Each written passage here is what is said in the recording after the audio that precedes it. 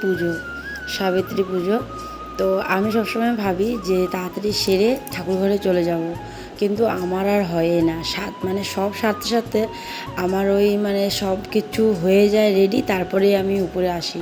তো আজকেও ওই সেম প্রতিবারের মতন আজকেও আমি ওই রান্নাবান্না সারতে সারতে বাচ্চাদেরকে মানে এসে করানো, রেডি করানো, নিজে রেডি হয়ে আস্তে আস্তে অনেকটাই মানে সময় হয়ে যায়। তো এদিকে দেখো মা, কাকি, যা ওরা সবাই বসে আছে সব কিছু রেডি করে আমার জন্য। তো আমি এখন যাব মুখটা ধুবো। মুখ মানে যার মুখ সেই আর কি ধুতে হয়। তো মারটা সায়ন্তীরটা মারা ধুয়ে নিয়েছিল, তো আমি এখন যাব গিয়ে আমার মুখটা ধুয়ে আনবো।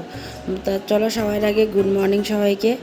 সবাই কেমন আছো? আশা করছি সবাই খুব ভালো আছো, সুস্থ আছো। আমরা ভালোই আছি। আর আজকে হলো শনিবার, তো আজকে ব্লগটা এখন থেকে শুরু করলাম। আর এই পুজো মানে পুজোর জন্য সকালবেলা তাড়াতাড়ি উঠে রান্নাবান্নার সব সারা হয়ে গেছে আমার, খালি ভাতটা বাকি আছে। তো ভাতটাও একেবারে পরে করব, পুজো মানে শেষ হওয়ার পরে। তো শুধু ভাতটাই বাকি আছিল। তো যাই হোক, এদিকে তো চলে আসছি এখন ঠাকুর ঘরে। এসে এই যে মুখটাও ধুয়ে নিয়ে আসলাম, আর এখন পাঁচালিটা পরবো। তো পাঁচালিটা যেহেতু আমিই পরি প্রতিবারই, তো এইবারও আমিই পরবো। তো মা এদিকে সব জোগাড় করে দিচ্ছিল, আর এই যে ফুল টুল দিয়ে একটু মাকে সাজিয়ে দিচ্ছে। আর ওদিকে প্রদীপগুলো জ্বালাবো। আর এই প্রদীপগুলো জ্বালাতে মানে কি বলবো, এতটা মানে অসুবিধা হচ্ছিলো। আমাদের যে প্রদীপগুলো, ওগুলোতে না ঘিগুলো মানে খুব মানে জমা হয়ে গেছিলো, পুরো জমাট হয়ে গেছিলো। তো ওই জন্য না প্রদীপগুলো জ্বালাতে একটু সময় লাগছিলো আর কি। মানে ঘিটা যেহেতু গলা না, গলা ঘি হলে ফট করে সলতাতে ধরেও যায় আগুনটা, আর মানে জ্বলাও স্টার্ট হয়ে যায়। কিন্তু আমাদের এই প্রদীপগুলোতে ঘিটা যেহেতু মানে জমাট, ওই জন্য সলতাতে আগুন দেওয়ার পরেও সলতাতে ভালো করে জ্বলছিলই না। তো অনেকক্ষণ পরে সলতাটা মানে জ্বলে উঠছিলো। তো যাই হোক, এদিকে এখন দেখো এই যে মায়ের মাকে আর কি ইসে করবো, ঘরটা যেহেতু বসানো হয়ে গেছিলো, তো এখন জোগাড়টা দিয়ে পাঁচালিটা পড়া আরম্ভ করবো।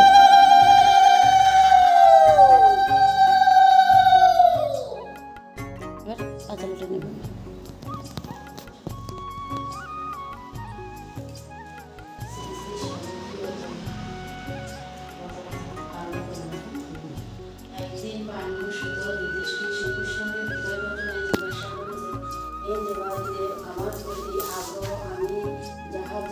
করেছি তাহা কথা শুনে শ্রীকৃষ্ণ বলে, হে রাজন, তুমি যাহা জিজ্ঞাসা করবে তাহা আমি শুনো। সদবা স্ত্রী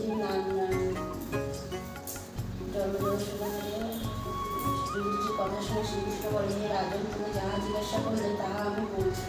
শুনো, সদবা স্ত্রী নানা ব্রত করেন, তাহার মধ্যে সাবিত্রী ব্রত নামে প্রচলিত এই ব্রত করলে পতি পুত্র ধনে জনে সুখে থাকে। তাই শুনে দক্ষরাজ যুধিষ্ঠিরকে জিজ্ঞাসা করলেন, হে গোপীনাথ, এই ব্রত করে তারা কি ফল পায় তাহা আমায় বলুন।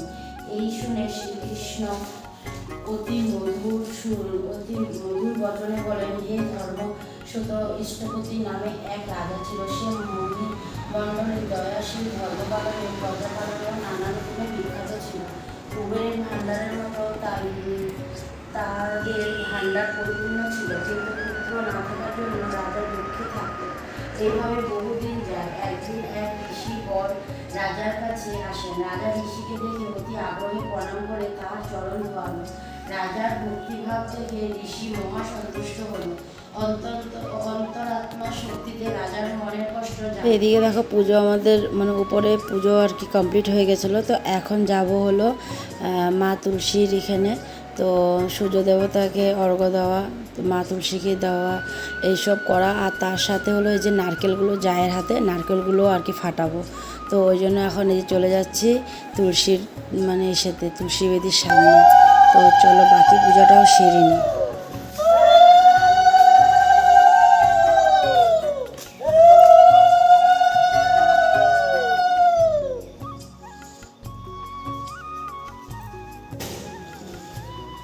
গরম হয়ে যাবে দেখবা।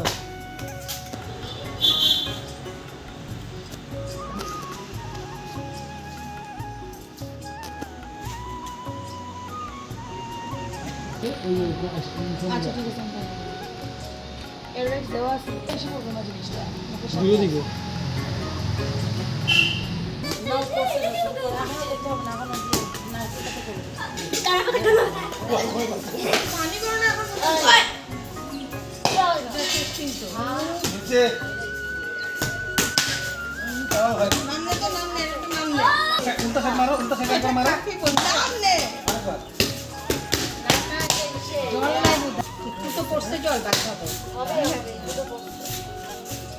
নেক্সট স্যার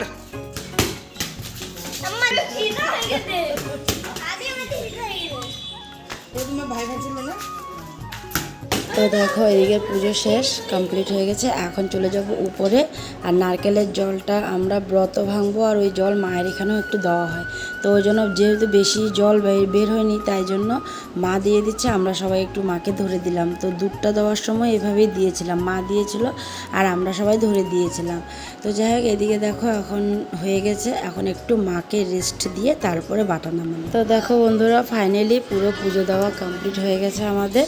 আর মা এদিকে কাকিমাকে বাটাটা সাজের কাপড় টাপড় সব দিয়ে দিয়েছিল, তো কাকিমাও চলে গেছে।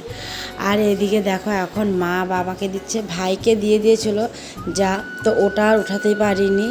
তো ওটা উঠানোর আগে দিয়ে মানে আমি একটু কাজে ব্যস্ত হয়ে গেছিলাম। তো ভাতটাও যেহেতু ভাত হয়নি, তো ভাতের জলটা বসিয়ে রেখেছিলাম, ভাতের জলটা গরম হয়ে গেছিলো, তো চাউলটা দিতে চলে গেছিলাম। ওই জন্য আর কি আমি আর এদিকটা করতেই পারিনি। তো যাই হোক মাও দিয়ে দিল বাবাকে, এখন আমি দেখো তোমার দাদাভাইকে দিয়ে দিচ্ছি ভাতের চাউলটা দিয়ে এসে তারপরে তাও আবার মাকে আলতা লাগিয়ে দেবো, কারণ আমরা পুরো সাজের যা আছিল সব কিছু পরে তারপরে আর কি এই প্রসাদ দিতে হয় স্বামীদেরকে। তো ওই জন্য মাকে আলতাটা পরাতে গেছিলাম, তো মা বলছিল না তুমি আগে ওকে দিয়ে নাও, তারপরে আমাকে আলতাটা পরিয়ে দিও। তো ওই জন্য আমি ভাবলাম ঠিক আছে তাহলে ওকে দিয়ে দিই। তো ওকে দিয়ে যখন আলতাটা পরাতে যাব তখন দেখি কি ভাত হয়ে গেছে। ভাতটা হয়ে গেছে বলে আমি ভাত নামাতে চলে গেছিলাম, আর মা কী করেছিল নিজেই আলতাটা পরে নিচ্ছিল। পরে আমি একটু করে আলতা মাকে পরিয়ে দিয়েছিলাম। তো যাই হোক এদিকে এখন যে আমার বড়ো ছেলে দেখো প্লেট নিয়ে আসছে, ওকেও প্রসাদ দেবো। তো প্রসাদ দিয়ে সবাই প্রসাদ খাওয়াও হয়ে গেছিলো।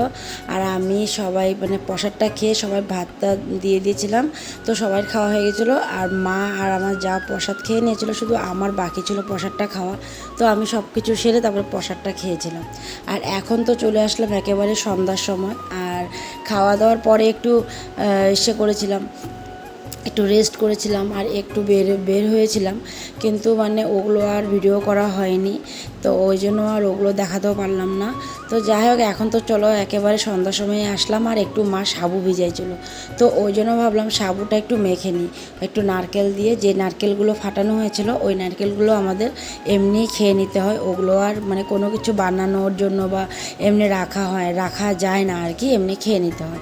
তো ওই জন্য নারকেলটা কী করব, সব নারকেল ফাটানো হয়ে গেছিলো, মানে এই যে বলে না টুকরো টুকরো করা হয়ে গেছিলো, খালি দুটা নারকেল রাখা ছিল। একটা নারকেলের দুইটা যে মালি এটা হয় কী হয় মাল্লা না কি বলে ওঠা হয়, তো ওইটার থেকে একটা নারকেল আমি কুড়াই নিচ্ছি, আর একটা নারকেলের ছিল। তো এদিকে সাবু মাখছিলাম, আমার বড় ছেলেও সাবু খেতে পছন্দ করে, তোমাদের দাদাভাইও সাবু খেতে পছন্দ করে। তো আবার যা আবার খেতে এতটা ভালো পায় না, তো ওই জন্য ও খায়নি, তো মাকে দিয়েছিলাম আর আমারটা নিয়েছিলাম। এদিকে বড় ছেলেকেও একটু দিয়েছি, আর এদিকে অল্প তোমাদের দাদাভাইয়ের জন্য মানে রেখেছিলাম। আর এদিকে দেখো আমার রুমের অবস্থা, আজকে আমি রুমে না আসতে পেরেছি না রুমটাকে আমি গুছাতে পেরেছি, শুধু বিছনাটা একটু উঠাতে হয়, যেহেতু সকালে ঘুমানোর পরে দিয়ে ঘুমের থেকে ওঠার পরে দিয়ে বিছনাটাকে উঠাতে হয়, বিছনাটা এভাবে রাখতে নেই, তো বিছনাটাকেই যা উঠানো হয়েছে, কিন্তু রুম আমার একদম গুছানো হয়নি। কি করব, আমি রুমে আসতেই পারিনি, রুম যে গুছাবো সেটার আমার সময়ই হয়নি। তো এখন আমি কাপড়টা চেঞ্জ করে তারপর প্রসাদটা খাবো। তো চলে আসলাম বন্ধুরা একেবারে রাতে। আর এইদিকে আমার অল্প ভাত বসানোর বাকি ছিল রাত্রেরও, তো ভাবলাম যে চলো যাই গিয়ে একটু ভাত বসাই, মাদের জন্য একটু ভাত করব, মা আর যা ওরা দুজন সেদ্ধ ভাত খাবে, তো ওই জন্য ওদের জন্য একটু সেদ্ধ ভাত করব, আর সাথে ঝিঙ্গা আলু সেদ্ধ দেবো। তো ওই জন্য ভাবলাম একটু ভাত এমনিও করতে লাগবে, তো এক্সট্রা করে না করে একেবারে চুলো মুছে তো একবারই ভাতটা আমি কুকারে বসিয়ে দিয়েছিলাম, বড় কুকারে, আর আলু আর ঝিঙ্গাটা ছোটো কুকারে সিদ্ধ বসিয়ে দিয়েছিলাম, বসিয়ে দিয়ে তারপরে এখানে আসছিলাম। তার এদিকে আমার ছোটো ছেলেকে দেখো, ও বইগুলো গুছাবে না বলো তো দেখি, আমি বলছি তুই বইগুলো গুছা, ও আমাকে কত কিছু বলে দিল, তুমি একটু গুছায় রাখো। আমি বলি বাবা তুমি পড়াশোনা করবা, তুমি গুছাবা না? বলে কি ভাল লাগে না আমার, তুমি খেলে আমাকেই বলো কাম করতে। মানে এই নিয়ে ভাইও বসাচ্ছিলো, ভাইও হাসতেছে, আমিও মানে হাসি আর আটকে রাখা যায় না, ওর এরকম এমন কথা মানে ও বলে। তো এদিকে যাই হোক, ওদিকে তো ছেলে এখন টিভি দেখতে ব্যস্ত, তো এদিকে এই যে দুজন বড়জনের একটু পড়াশোনা ছিল, ওর চম্মার সাথে বসে কিছুটা পড়াশোনা কমপ্লিট করলো, করে দুই ভাইতে এখানে বসে আছে। আর ওইদিকে ওই যে মা আর যা দেখো সবার খাওয়া হয়ে গেছিলো। ও না, বসায় আসি নাই, বসানো হয়ে গেছিলো, বানানো হয়ে গেছিলো ভাতটা। আর এদিকে সবাইকে দেওয়াও হয়ে গেছিলো, সরি ওটা ভুল হয়ে গেছিলো বলতে। তো ওই জন্য সব সেরেই তারপরে আমি তোমাদের কাছে আসছিলাম। আর এদিকে দেখো আমি মিষ্টি আর এই যে বিস্কুট নিয়ে নিলাম, একটু মেরিগোল্ড বিস্কুট খেয়ে নেব। তো মা আমাকে জিজ্ঞেস করেছিল ফলের কথা, আমি যে না আমার আর কিচ্ছু খাবো না, আমি আর কিছু খাওয়ার ইচ্ছাই নেই, আমি শুধু একটু এই বিস্কুট আর একটু মিষ্টির একটা আছে এটাই খেয়ে নেবো, বাস হয়ে যাবে। তো এদিকে যা আর মা খেতে বসছে, আর ওদিকে আমি এখন নিয়ে নিলাম। আর বাকি তো দেখলাই সবগুলো কি করছে, সবারই খাওয়া দাওয়া হয়ে গেছিলো, এটাই বলতে একটু মানে মিস্টেক হয়ে গেছিলো। তো যাই হোক আমিও বিস্কুটটা খেয়ে নিই, তারপরে রুমে যাব। যা ঘুমাইতে যা তাড়াতাড়ি। আজকে আমিও বেশিক্ষণ আর বসবো না, ভাবছিলাম সেটা ভিডিওটাকে এডিট করব। ডেলি রাত্রেবেলায় আমি ভিডিও এডিট করি, কারণ সকালে আপলোড দিত, ওই জন্য। আগে তো বিকালে দিতাম, তো পরের দিনও আমি ভিডিও এডিট করতে পারতাম, কিন্তু এখন যেহেতু সকালে মানে ভিডিওগুলো আপলোড দিই, আমার রাত্রে বসে আমি ভিডিওগুলোকে এডিট করি।